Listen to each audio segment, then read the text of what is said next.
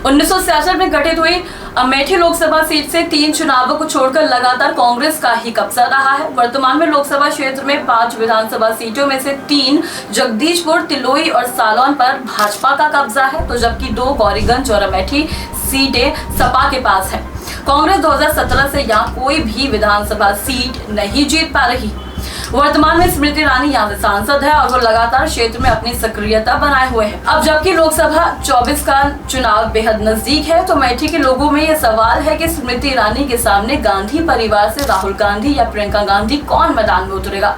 वहीं एक संभावना ये भी जताई जा रही है कि इस बार 4 दशक बाद गांधी परिवार का कोई सदस्य इस सीट से शायद लड़े ही ना। हालांकि ये तो आगे देखना होगा कि क्या होता है। आपको बता दें कि 1977 में संजय गांधी के यहाँ से चुनाव लड़ने के बाद गांधी नेहरू परिवार की राजनीतिक वारिसों में पॉलिटिकल डेब्यू वाली सीट बन गई और देश दुनिया में इनकी पहचान गांधी नेहरू परिवार के गढ़ के रूप में होने लगी। हालांकि पहला चुनाव संजय गांधी यहाँ से हार गए थे, लेकिन इसके बाद संजय गांधी, राजीव गांधी, सोनिया गांधी और फिर राहुल गांधी अलग अलग चुनाव में जीतकर लोकसभा पहुंचते रहे।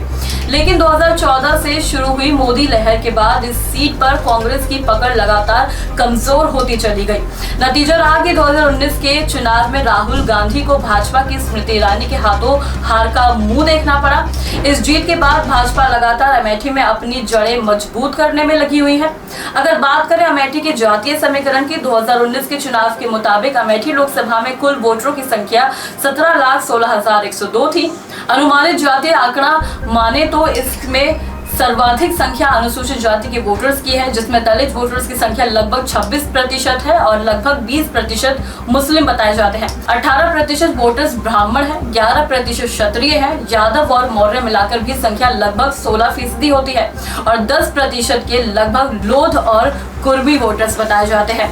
अब आप क्या सोचते हैं इस बारे में, हमें कमेंट सेक्शन में जरूर बताएं और ऐसे ही तमाम अपडेट्स के लिए देखते रहे चौबाल खबर। धन्यवाद।